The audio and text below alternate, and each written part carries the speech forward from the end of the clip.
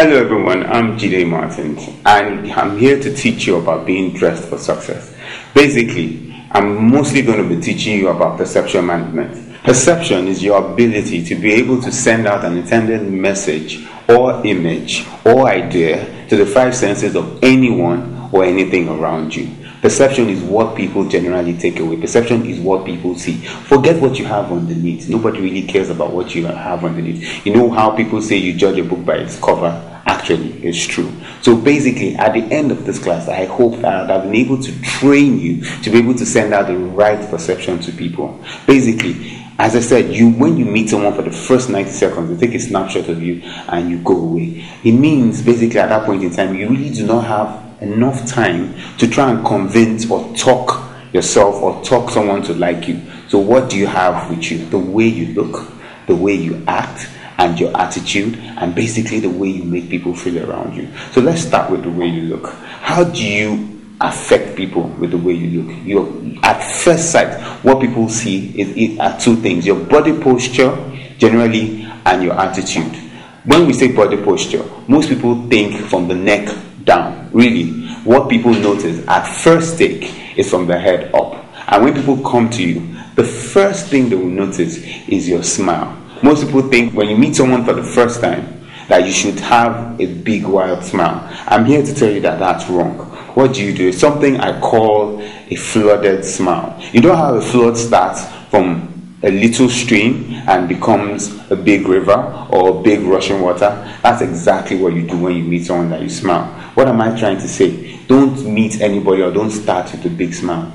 Wait for a second. Whenever you're introduced to somebody, look at the person directly, then smile slowly. At the end of the slow smile, and when I say smile slowly, I'm not saying that you should spend 5 minutes smiling. Just like 2 seconds, delay your smile, then give them that big warm smile. It sends the impression to anybody around you that smile is tailored for that person, and not that you are a smiling, bumbling person who goes about smiling at everybody you see, or you're trying to pretend, or you're trying to deceive the person. No. When you smile a second after you've met the person, I'm not saying frown, just be nice, as something like this. Then you smile out generally. People will generally feel that one thing. The next important thing people notice are your eyes. When you meet someone, most people generally try to avoid eye contact. That's a big mistake. When your eyes are very, very, very powerful weapons. When you look at someone directly, they tend to think that you're focused on them, or there's something you're trying to find out, or that you're interested in them, especially between a man and a woman. For the guys out there, it's a very effective tool for getting them. Don't let me, digress too much. But basically what I'm trying to say is, whenever you meet someone for the first time, maintain eye contact. It's what I like to call locked eyes.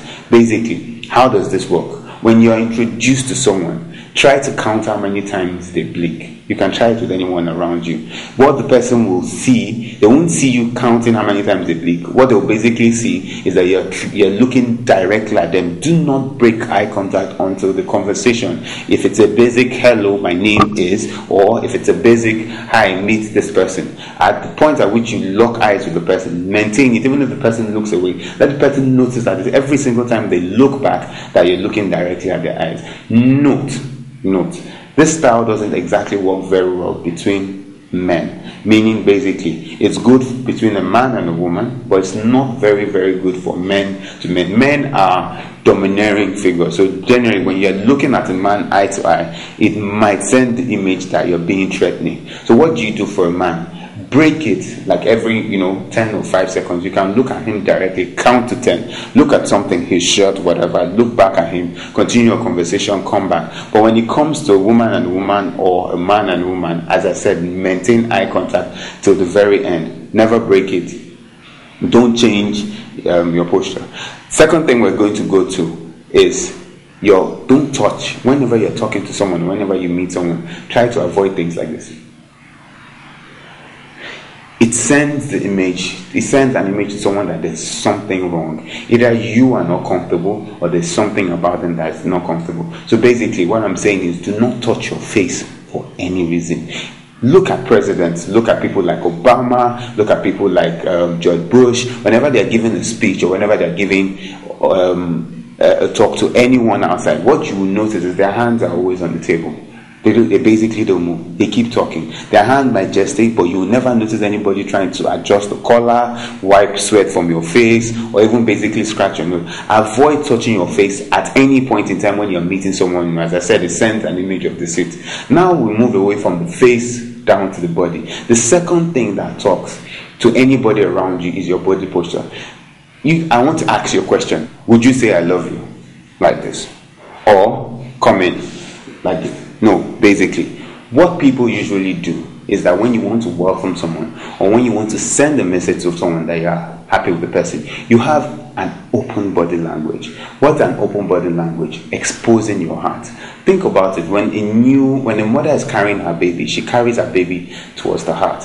When you are embracing a friend, you embrace the friend this way. Generally, that's what the human brain has learnt from generations down, that when someone's body is open, they are welcoming you. So whenever you're meeting someone for the first time, try as much as possible not to do anything that covers you. Basically, do not stand in this posture, do not stand like this, do not stand like this. What you do is you either stretch out your arm to welcome the person, and if you don't want to stretch out your arm to welcome the person, it's okay to pocket one arm and reach out the other way. People actually feel more comfortable subconsciously when you're reaching out this way, especially if you want to, give a hug or a side pat or whatever. Try to move your heart towards them. The brain subconsciously takes it as a welcome message, and the person immediately feels very, very comfortable around you. So try to always use the open body technique. Immediately the person will want to walk towards you and open themselves up to you, either by stretching out their arm to shake you or generally hugging you in the process. Now the next body technique I want to show you is basically how to look successful or how to look happy. Everybody wants to be associated with the person that looks larger than life, or the person that looks like everything is going well around him. And it's pretty simple. It's just generally your body posture, or basically how you carry yourself. A lot of people go about walking like this. I mean, seriously, if I see you looking like that, I want to take the door and go the other way. Or basically, a lot of people, when they're standing, they stand on, they rest on one leg, or they look lazy and slow. That's not how it works. I want to ask a question. Imagine you had just won $1 billion and you're on Forbes, and you're about to explain to the whole world in front of the stage that you had won this money, and the beats are rolling and the sound drumming. At the moment when you're about to speak, how would you stand? Or imagine that you walk in a circus and you've just finished that amazing feat and the whole crowd is clapping. How would you stand? There's a posture for success, which is basically this. I want you to imagine that you can smell something in the air. Let's start from that. And you raise your head up and sniff. There's just that amazing aroma. That's how your head posture should be when you stand.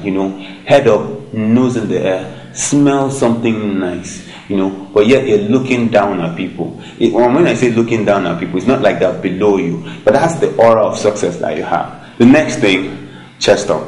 And when I say chest up, I'm not telling you to walk like this. No, just basically lift your chest up a bit too, away from your core. Your core is your tummy. Then, hang your arms by your side freely. Imagine you were hanging from a rope at your back. Your hands will walk freely. Then when you walk, take strides. Don't tiptoe. Just, walk like you have an aim, or you're aiming, or you're going somewhere successfully. Then, there's this thing. People say, okay, how do I do this if I don't know how to do it? The honest truth is that anything you do for 14 days becomes a habit. What I'm going to recommend that you do is, before you walk through any door, and when I say any door, I mean any door, into the bathroom, into the kitchen, into an office, into anywhere, basically take that posture. Remember, first thing, smell, chest up, hang your arms and stride. Then have that confident smile that you've won something. And a confident smile doesn't actually mean you are confident. No, it's a confident smile. It's if you have to pretend if you want, but just have that loose smile, like there's something that no one else knows.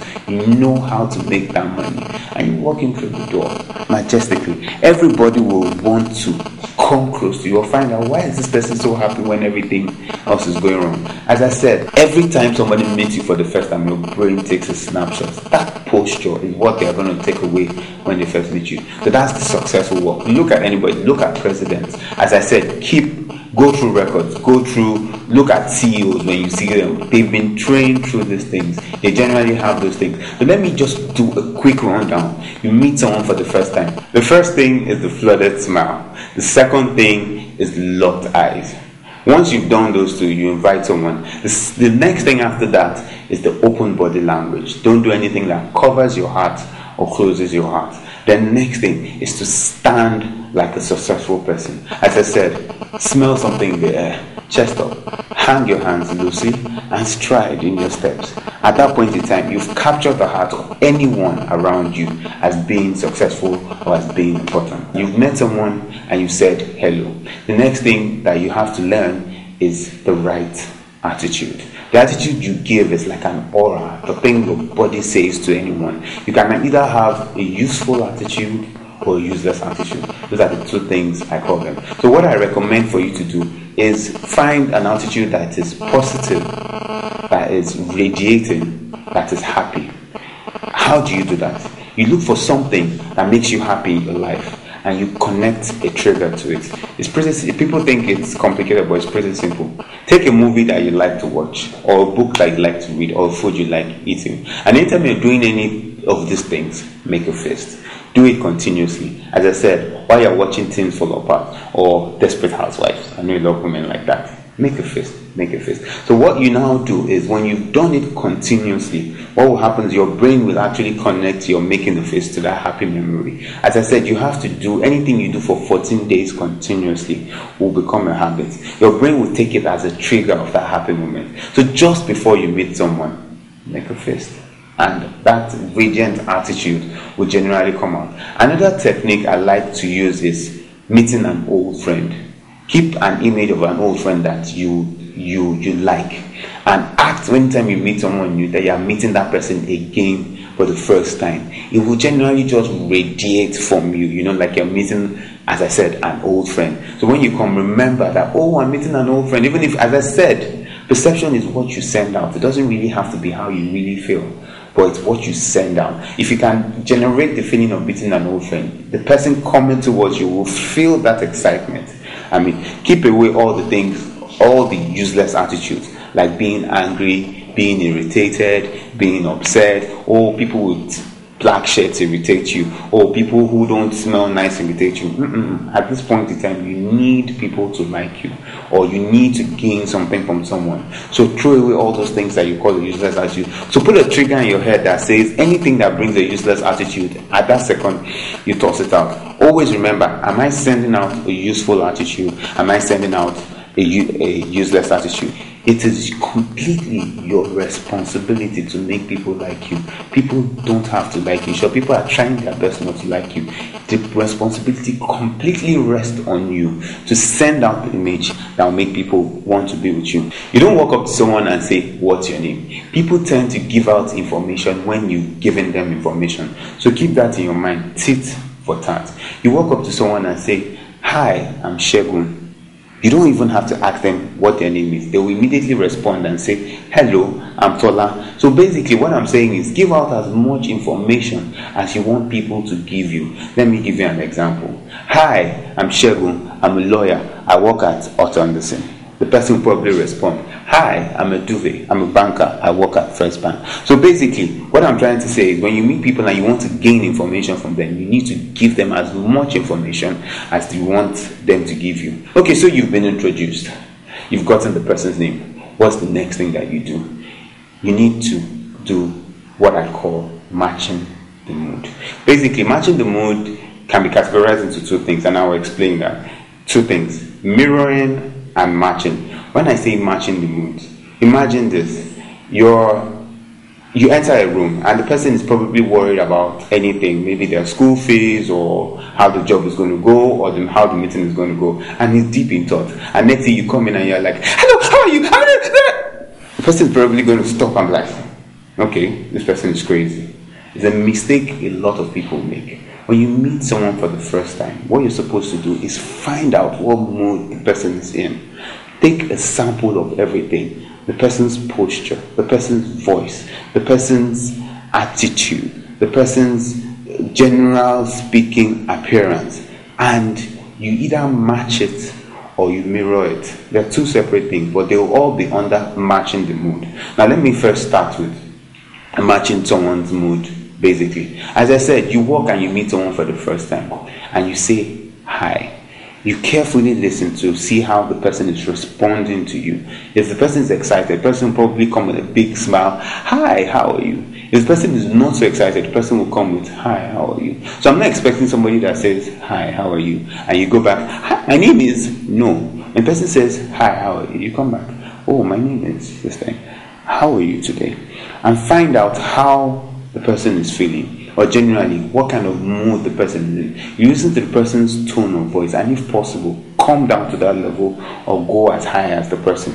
Then again, the second thing is you don't come in and start talking big when you're not sure of the person's intellect. And I'm not saying this like you should find out if you are as smart as the person or if the person is dumber than you. No, basically what I'm trying to say is find out what the person knows. For example, if you're trapped in an elevator and the elevator stops, you don't go with somebody you've just met for the first time to start saying, do you know that elevators have 10 springs and they have 10 cables and something? No, what you should stay with, elevators always do this.